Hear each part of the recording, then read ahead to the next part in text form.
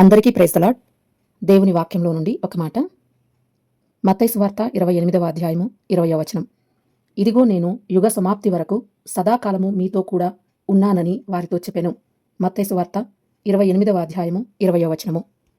ఒక ఊర్లో ఒక ఇంట్లో తండ్రి ఒక కూతురు ఉండేవారు.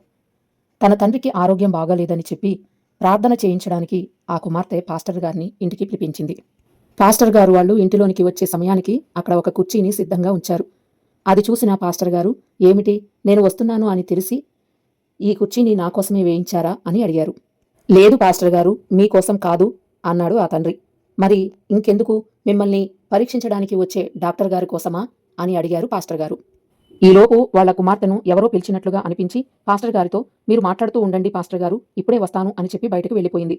అప్పుడు ఆ తండ్రి పాస్టర్ గారితో, ఈ కుర్చీ విషయం ఇప్పటి వరకు నేను ఎవరికీ చెప్పలేదు పాస్టర్ గారు, చివరకు మా అమ్మాయికి కూడా ఎప్పుడూ చెప్పలేదు, కానీ మీకు ఈరోజు చెప్తాను, మీరు మాత్రం ఎవరికీ చెప్పకూడదు అని చెప్పాడు ఆ తండ్రి. నేను ప్రభువును నమ్ముకున్న దగ్గర నుండి ఎలా ప్రార్థన చేయాలో నాకు తెలియదు పాస్టర్ గారు. ఎప్పుడూ కొంచెం ఇబ్బంది పడుతూ ఉండేవాడిని. ఒకరోజు నా స్నేహితుడు, ప్రార్థన అంటే ఏమీ లేదు, నువ్వు నాతో ఎలాగ మాట్లాడుతున్నావో అలాగే దేవునితో మాట్లాడడమే అని చెప్పాడు.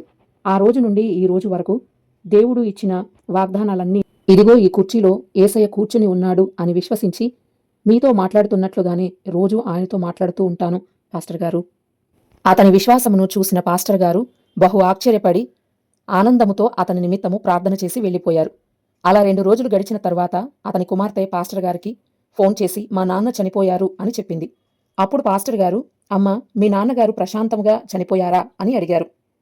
అవునండి, మా నాన్న చనిపోయే 2 గంటల ముందు నన్ను పిలిచారు, నాతో కబుర్లు చెప్పారు, నన్ను ముద్దు పెట్టుకున్నారు. ఆ తర్వాత నేను వంటగదిలోకి వెళ్ళిపోయాను. కానీ పాస్టర్ గారు, మంచం మీద పడుకున్న మా నాన్నగారు కుర్చీలో తలపెట్టి చనిపోయారు. అదే నాకు ఇప్పటికీ అర్థం కాలేదు అని చెప్పింది కుమార్తె. ఆ మాట చెప్పగానే పాస్టర్ గారికి అర్థమైంది, ఆయన యేసయ్య ఒడిలో తలపెట్టి ప్రశాంతంగా కన్నుమూశారని. అతనికి దేవునితో ఎంత చక్కని సహవాసముంది.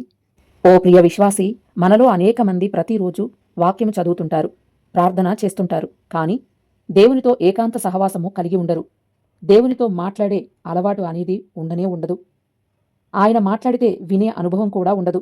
ఓ క్రైస్తవ సహోదరి, సహోదరుడా, మనలో చాలామంది ప్రతిరోజు ప్రార్థన చేస్తుంటారు, బైబిల్ చదువుతూ ఉంటారు, అది చాలా మంచిది. కానీ ఏదో కథల పుస్తకం చదువుతున్నట్లు, పరిశుద్ధ గ్రంథాన్ని చదువుతూ, కంఠస్థం పట్టినట్లు పాఠంలా ప్రార్థన చేస్తూ ఇదే దేవునితో సహవాసము అని భ్రమపడుతూ ఉంటారు.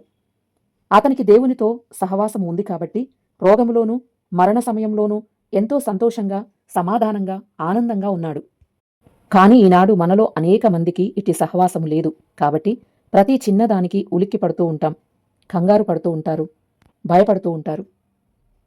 కాబట్టి కనీసం ఇప్పటి నుండైనా దేవునితో సహవాసము చేయడం ఎలాగో నేర్చుకుందాం.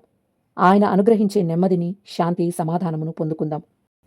దేవుడు మనకందరికీ సహాయం చేయునుగాక. ఆమేన్. Praise the lord.